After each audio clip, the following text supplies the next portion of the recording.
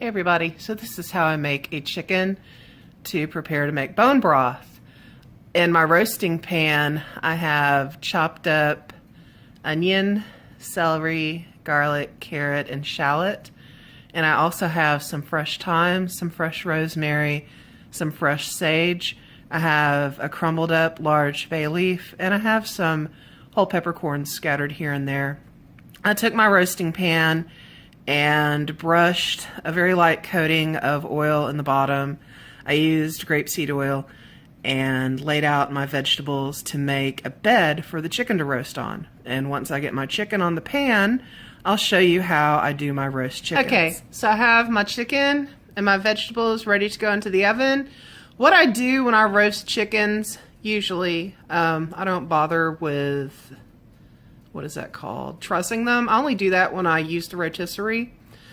Most of the time when I roast a chicken, especially when I'm roasting it in preparation to make bone broth, I cut the backbone out. I've heard that called spatchcocking. I've also heard it called butterflying, but whatever you want to call it, I cut the backbone out, and that thing on the right is the backbone, and of course I'm going to roast it too because there's a lot of flavor in it, and I'm going to definitely be using it in my bone broth. So I cut the backbone out of my chicken, lay it flat on top of the bed of vegetables, and then I mix up some oil, or you can use melted butter if you like. I mix up some form of oil with a little bit of salt, some pepper, and some ground dried poultry seasoning, and I brush that all over the top of the chicken. You can brush it on the bottom too. Really doesn't make that much of a difference. This time I just brushed it on the top. So as the chicken roasts, all the juices and all that good stuff, the fat, the juices and whatnot, are going to drip down into that bed of vegetables, and they're going to kind of poach in the chicken juice. And when I'm done, I'm going to serve the chicken, what we're going to eat tonight. The leftover meat I'm going to shred up and put in a container and put away in the fridge. I'm going to put the carcass and all the bones, including that backbone on the right, into a crock pot with all of these vegetables and herbs that poached with the chicken juices. And I'm going to put it in a crock pot, put some water in it, cover it, and let it cook on low for 2 days. And that's how I make my chicken bone broth. And once I get the chicken roasted, I'll show you what it looks like when it comes out of the oven. Just FYI, the way I do it, I cook it at 350 for about 2 hours, 1.5 to 2 hours, depending on how big the chicken is. I test it with a thermometer. Whenever it's done, it's done. So 350, 1.5 to 2 hours. Okay, so this is the chicken out of the oven. You can see the chicken has got all golden and roasty, and the backbone has shrunk up. And you can see all the juices that have cooked out into the pan and how all the vegetables have cooked down. So now it's time to let it cool and then serve it up and take all the meat off the bones so I can put them in the crock pot. Okay, so I broke down my roasted chicken, and this is all meat off the chicken, and it was a 6-point-something pound bird. I think 6.3 pound bird. And this is all chicken from it. On the right is the white meat, on the left is the dark meat. I completely stripped the bones. Not completely stripped. You'll see there's little shreds of meat still stuck to the bones. But this is all of the big pieces of meat, minus the skin and fat and tendons.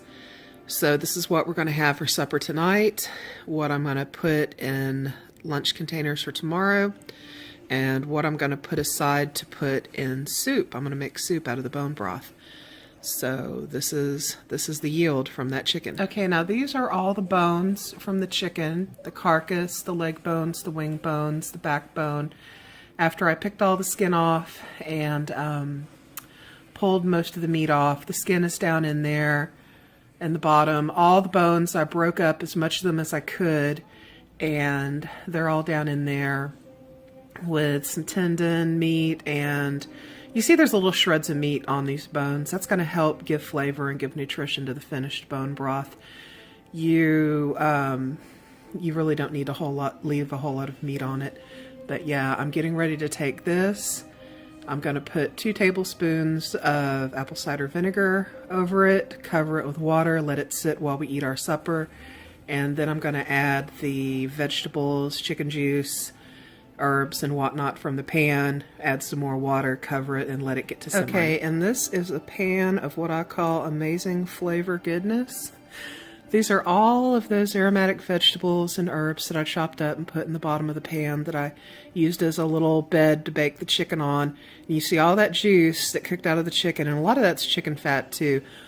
But that's okay, because once the broth is done cooking, I'm going to strain it off and put it in the refrigerator overnight. The fat will solidify and I can just scrape it off. So I'm just not even going to deal with that right now. I'm not going to try to skim it now. There's no reason to.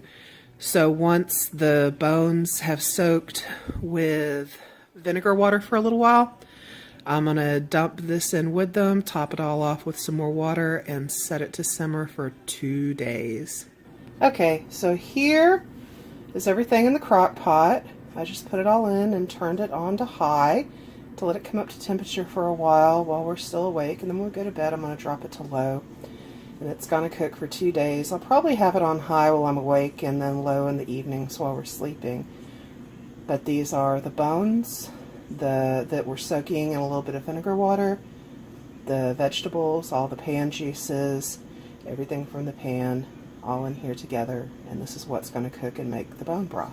Okay, so this is what it looks like after the first 24 hours. I have it on high right now, so you can see it's simmering really hard. I'm getting ready to give it a stir and turn it down on low for the night. But you can see how everything is cooking down. You can see how the broth is starting to get golden. It's going to get a little bit darker by the time it's done tomorrow night.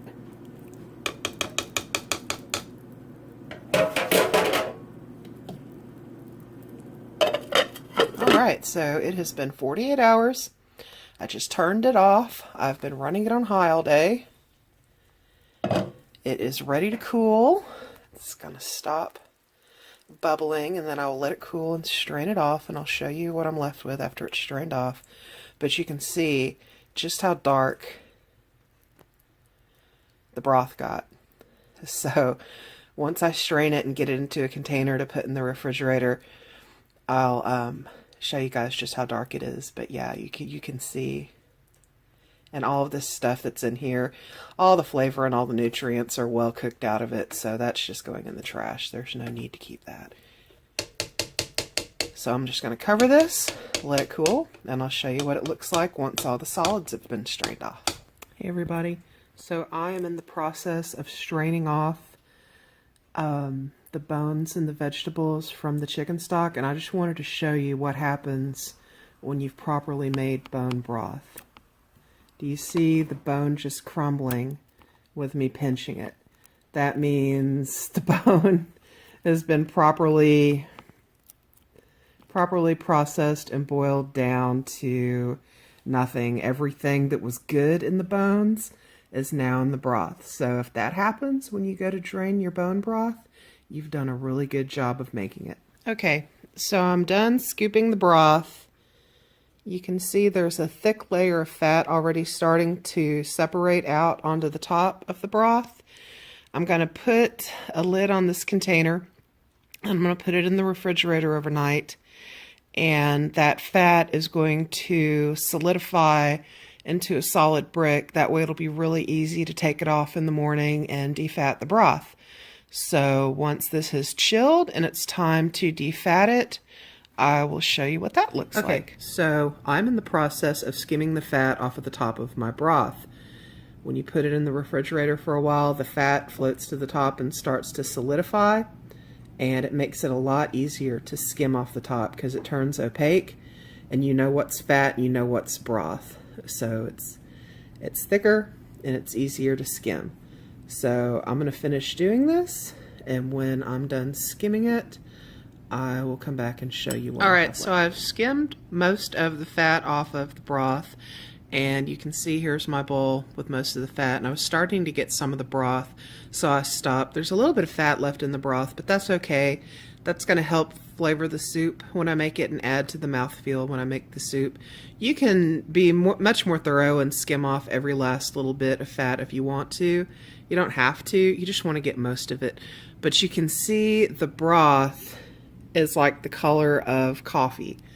And when the pan juices and the bones and the vegetables and everything went into the crock pot, it was almost clear. So all of this is stuff that's cooked out of the bones and the vegetables and the herbs, and it's got a really, really rich, roasty, almost caramelized flavor to it. So a lot of people like to take this as it is, heat it up and sip on it. You can definitely do that. Add a little bit of salt and pepper if you want. A lot of people like to make soup out of it, and that's what I like to do. I like to make soup out of it. So what I'm going to do is I'm going to dice up some of the white meat of the chicken when I roasted the chicken that I saved, and I'm going to put it down in the broth, and I'm going to freeze it all together. That way when I go to make soup, all I have to do is pop this out into a pot, bring it to a simmer, water it down a little bit, and use it as my stock to make my soup. So I'll show you what it looks like before I put it in the freezer. Alright, so this is the last step for my broth before I put it in the freezer. This is the chopped up chicken white meat, chicken breast that I saved from when I roasted the chicken, and I'm going to put it in the container of broth. That way it can soak up all the flavor from the broth and it'll be all frozen and ready together, and I'm going to use it to make soup. Probably going to use it to make chicken and dumplings, and when I do, I'll probably do a little video of that.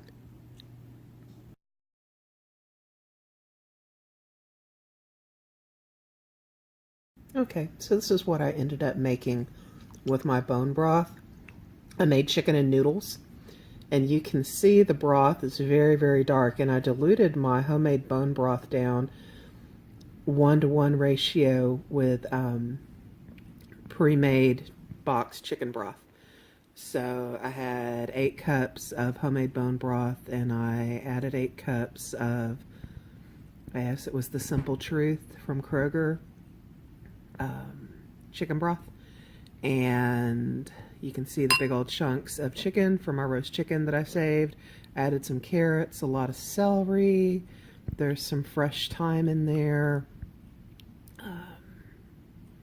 the noodles, the pasta, these are whole wheat little pasta tubes. So yeah, it was really, really cold last night and I wanted to make some comfort food for us, so I ended up making, and you can see the thyme leaves in there, I ended up making chicken and noodles.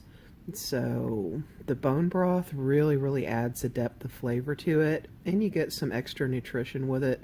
It's really, really hearty soup, and it was really, really good on a really cold night. So that is the finished product.